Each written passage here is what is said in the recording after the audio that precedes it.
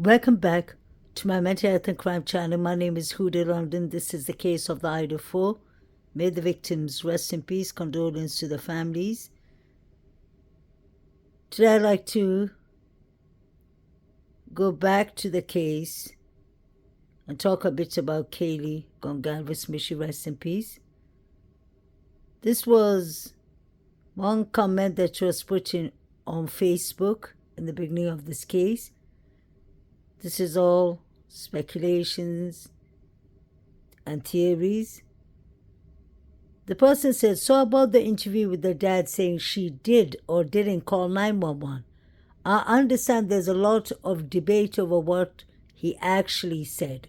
So obviously no one called 911 during the actual assault, but it could be referring to a prior call found at a timeline of events on a site that reference a 911 call from the bar the prior night. This timeline was posted long before the debate. So 911 was called to the corner club the night before. And I've heard that before. And we've heard that CJ, I believe his name was bothering Kaylee and all, and he was thrown out, and it was said that Jack Showalter was thrown out from the corner club on the 11th of November 2022, the night before the girls and Ethan were unalived. Now let's think, what else was happening on the 11th? I think we need to go back to the 11th of November 2022. I've always said from the beginning, I'm interested in all the victims' victimology, right from, not even when they were born, right from 2 years maybe, or maybe into their whole college life, to see what kind of friends they had, what changes was happening, what behavior changes was being noticed from them. It was the Vandals night. So that whole weekend was a busy party weekend. Almost everyone was drinking over drinking. This was a party house. It was known as a party spot. We heard Eric Gower, the driver, saying that. And we've heard the taxi driver telling the local news that this was a party place. He used to drive people there to get drugs, allegedly. So this party was the center party going on, usually. You can see the state of the house. Let's be honest, these are young college kids, so I'm not putting them down, but the truth has to be told to find out exactly what happened. And the truth is right in front of our eyes. They demolished this house for a purpose.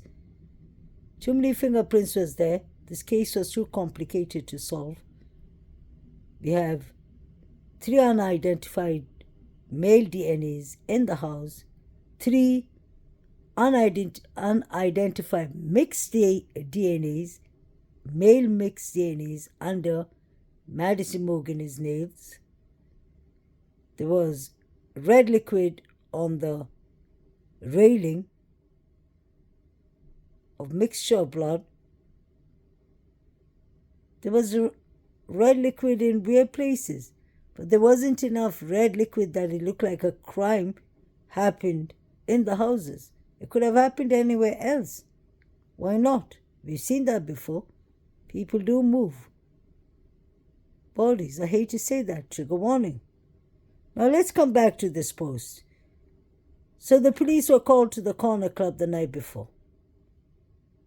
Was his name CJ?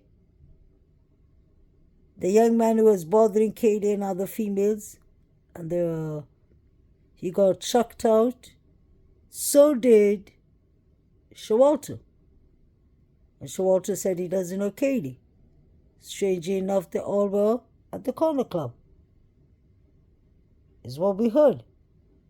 But whatever happened on the corner club that night, the night before, could have continued, if I'm not wrong.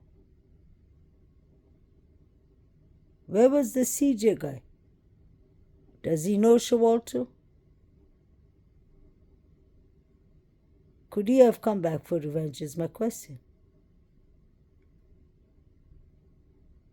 I hope they show us a report about the CJ guy and if the police was called on him. I think it's important. Could Kaylee's stalker have been at the corner club without Kaylee knowing it? Was somebody paying attention to Kaylee? This is Bethany Funk and Everwood, I believe. Looks like it's in the Sigma Key party. I wonder if it was from that night or the night before.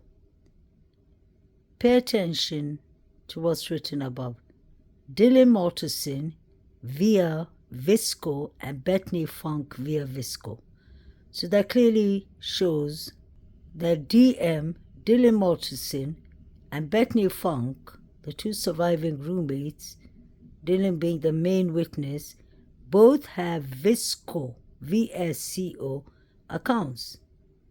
Was the Visco account being checked because there were pictures of Dylan Mortensen and her boyfriend Quinn Kelly from that night on the Viscos, according to the rumors in the beginning? Remember what the officer told Emily, the detective, in her interview.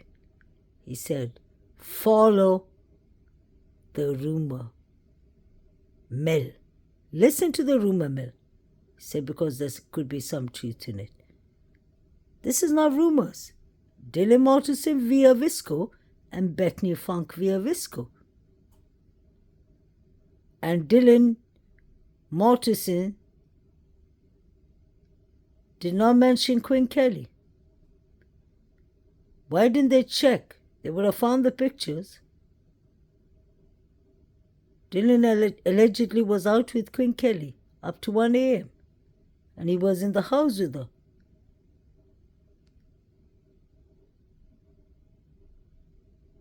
Are they trying to tell us that Ethan and Zana did not take one picture that night?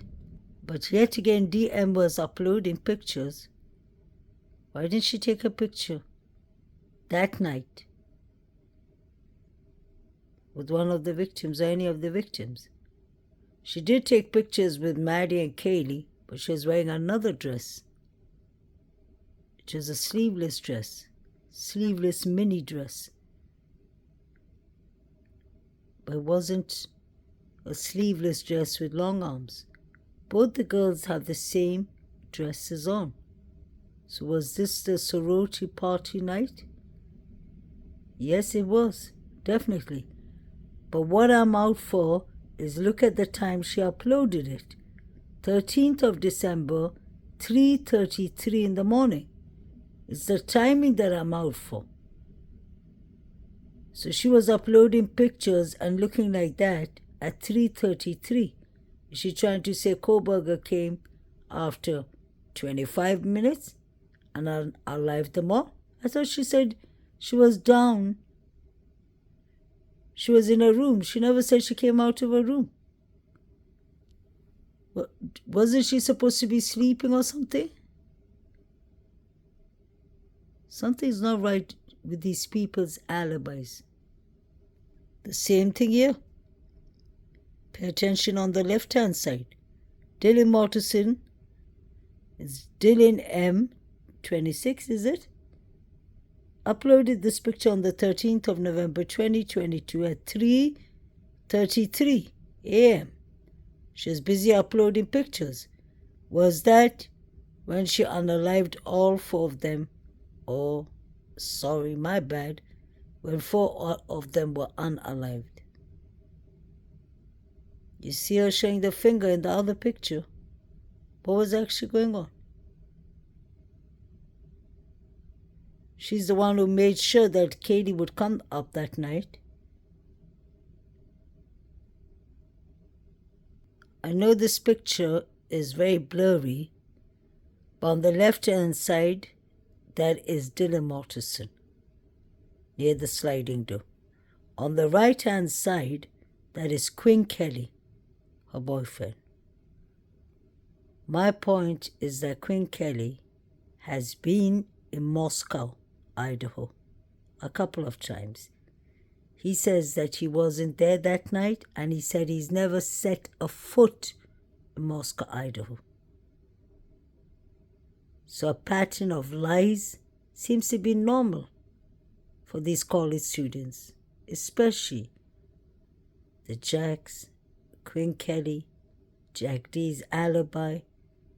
He lied and he said he was at the corner club and came home at 1 a.m.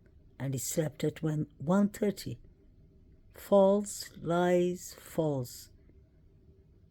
A picture is taken of Jack D, Maddie, and Kaylee at 1:34 a.m. I've shown you that plenty of times. You can go back to the last couple of videos I made of Jack D and check his reports, the evidence they found in his house, bullet fragments, bullet drops, red liquid drops, 5 to 6. His professor was concerned. Jack D is just a non-soft subject. But let's come back to Quinn Kelly. You can literally see him entering the sliding door, and he was mentioned as one of the witness in the witness list. So Quinn Kelly needs to be paid attention to. I've said that a lot from the beginning, that Quinn Kelly is an important character. Why didn't DM call Quinn Kelly? If she was scared, if she allegedly saw a man with a mask, where was the KNIFE? Koberger should have been carrying the knife because, let's not forget, he left the knife sheath allegedly in Maddie's bed.